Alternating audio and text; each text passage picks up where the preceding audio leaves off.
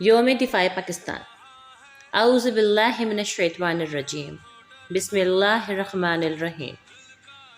جناب صدر، اساتذہ کرام اور میرے پیارے عزیز ہم وطن ساتھیوں، السلام علیکم۔ آج مجھے جس موضوع پر لب کشائی کرنے کا موقع ملا اس کا عنوان ہے یوم دفاع پاکستان۔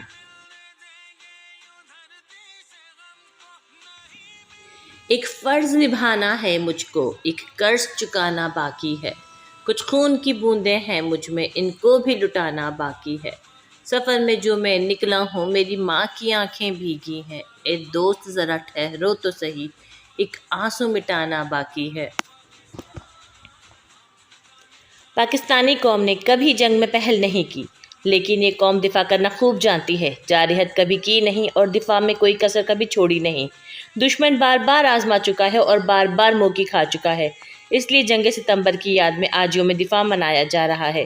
وہی قومیں دنیا میں اپنا وجود برقرار رکھتی ہیں اور زندہ رہتی ہیں جو اپنا مضبوط دفاع کرتی ہیں۔ پاکستانی قوم نے بھی 6 ستمبر 1965 کی شب غیر اعلانی جنگ کا مقابلہ کر کے یہ ثابت کر دیا کہ وہ بھی جارحیت کا منہ توڑ جواب دینے کی بھرپور صلاحیت رکھتی ہے۔ دشمن کے قدم آئیں اگر پاک وطن میں، ہم ان کو سلا دیں گے مٹی کے کفن میں۔ 6 ستمبر 1965 کی شب ہمارے ہمسائے ملک بھارت نے رات کی تاریکی میں پاکستان پر حملہ کر دیا، لیکن سرحدوں کے محافظ جاگ رہے تھے۔ پاکستانی قوم نے لاہور کے جم خانہ میں چائے پینے کے دشمن کے خواب چکنا چور کر دیے۔ قوم اپنی افواج کے شانہ بشانہ کھڑی ہو گئی۔ نوجوانوں کی ٹولیاں دشمن سے دو دو ہاتھ کرنے گھروں سے نکل آئی۔ آرمی چیف کے اس پیغام پر کہ ہر ایک فرد چندہ دے، وہ ایک ٹینک دیں گے، قوم نے بڑھ چڑھ کر چندہ پیش کیا۔ 1965 کو پاکستان میں شب خون مارا تو اس کا خیال تھا کہ راتوں رات پاکستان کے کئی حصوں پر قبضہ کریں گے اور ناشتے میں لاہور کے پائے کھائیں گے۔ بن جائیں گے باطل کے لیے قہر الہی، ہم ملت اسلام کے جانباز سپاہی۔ انہیں اندازہ نہیں تھا کہ شیر سویا ہوا بھی شیر ہی ہوتا ہے۔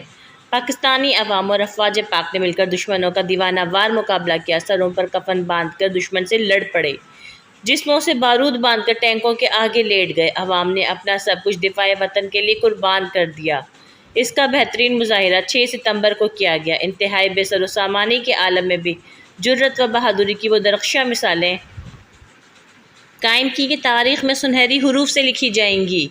یہ ایام فیصلہ کن ہوتے ہیں اگر قربانی کا حق ادا نہ کیا جائے، جان و مال کو وطن پر ترجیح دی جائے، ماں کی ممتا اپنے جگر گوشے کو قربان کرنے سے گریزاں ہو، بوڑھا باپ اپنے خاندان کا سہارا کھونے کے لیے تیار نہ ہو، تو پھر وہ وطن اپنا وجود کھو بیٹھتے ہیں، قومی تاریخ کا حصہ اور قصہ پارینہ بن جاتی ہیں اور آزادی کے بجائے غلامی کی زندگی قوموں کا مقدر بن جاتی ہے۔ غلامی میں ناکام آتی ہیں شمشیریں نہ تدبیریں، جو ہو ذوق یقین پیدا تو کٹ جاتی ہیں زنجیریں۔